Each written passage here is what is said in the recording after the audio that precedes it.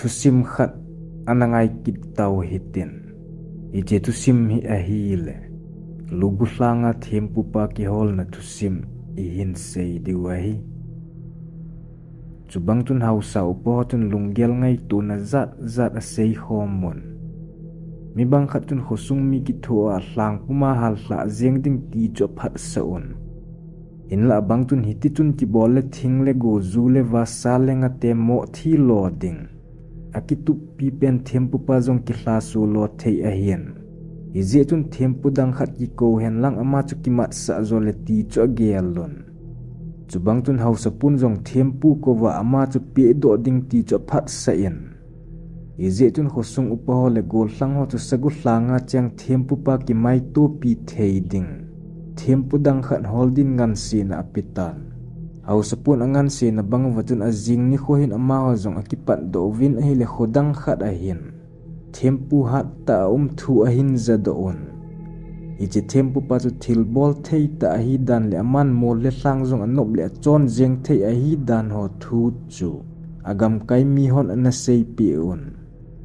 khat ho loi jong chun thu a het win khu chun le win hi le khosung khat a hin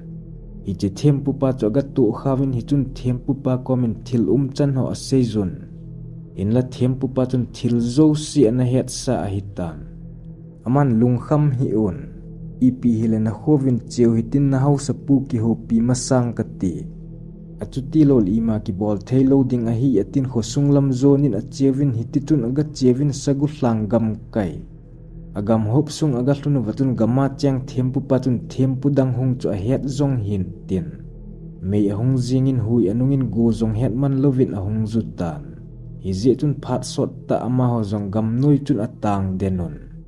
chom khat zo chun thempu patun doi thu aga asamin a hi le hui le go chu hung thipin mei kai ho zong a hung ki ho tan itun khosung lam chu zo nun alang khana gammanga cheng thempu pa chu alung hlai pon izi tun abol theina mangchan gau phalo ho hin solen khat ho loi nung chu hin zui sa tan in la hi che ho zo se chu thempu khat pa chun ana hekit tan izi tun akilon pi khosung mi ho chu kino ten khosung lamin a che pin ama anung penin apangin doi thu asam pen hititun ima boina umlovin khosung chu aga hlungu vi nai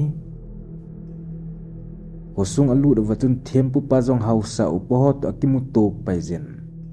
aman hi chegama cheng thempu pai akhang khanga ana chenga mihem hin khwa kichem a hin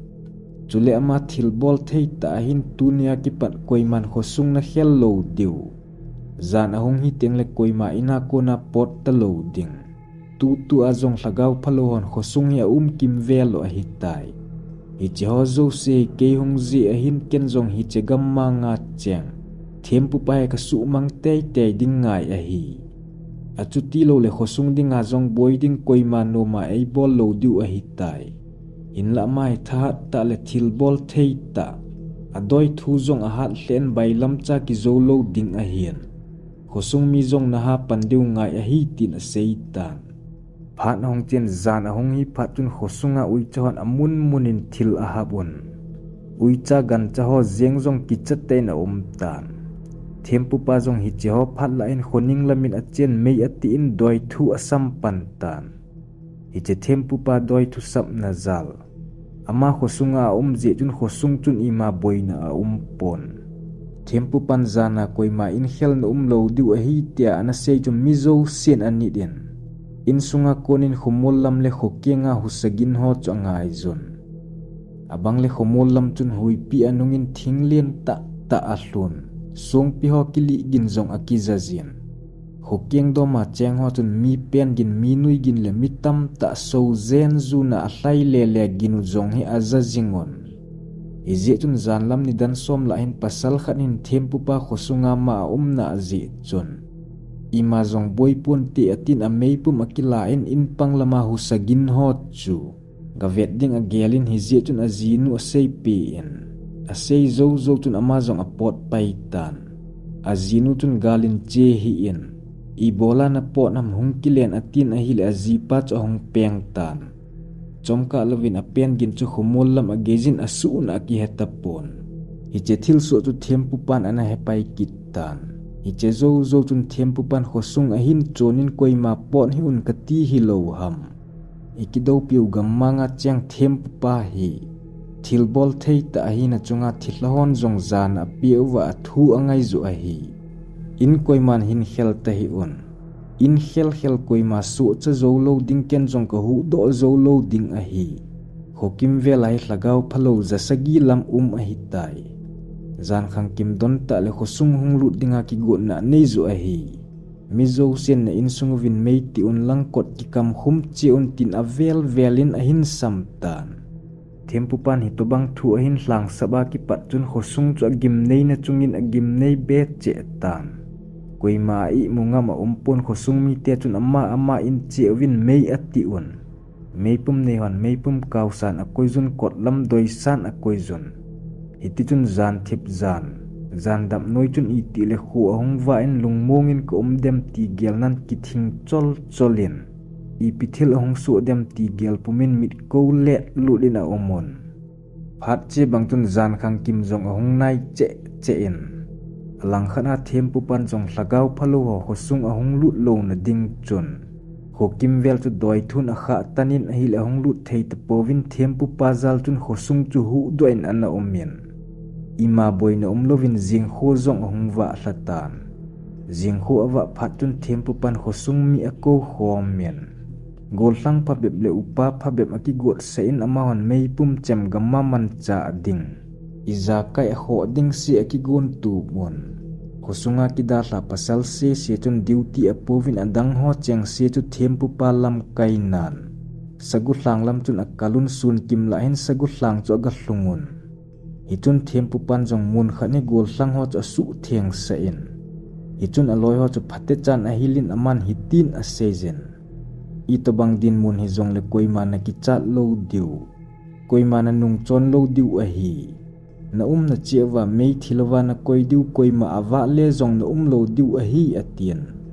a na diu mun a sei pen hiti chun khat hon jong apan mun chewa chun mei ati un thempu pa chu mun ki su theng na mun chun a chen doi thu a hin sampan tan hitia doi thu a hin sa phat chun a na komvel wa thing ho chu hui nung lo helin akilo in alang khara gol hlang ho kom cha chun chem akisa nin abang le akolovin thu akisejen in la thempu pan ahil na bangwin lunglen ten apangon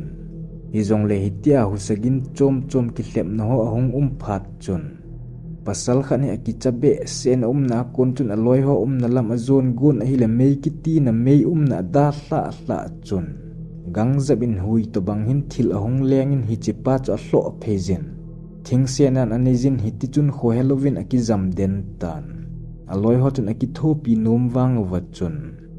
thempu pan koiman na nau na hello diu a hi ati je chun koima achat ngam pon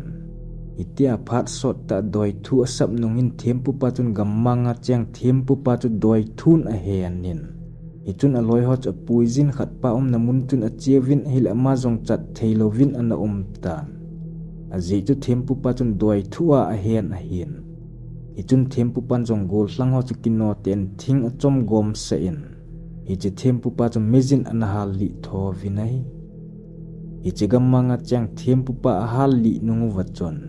aki hal na wama chu thempu pa chun theibong khat hin aki khumin aki choi tan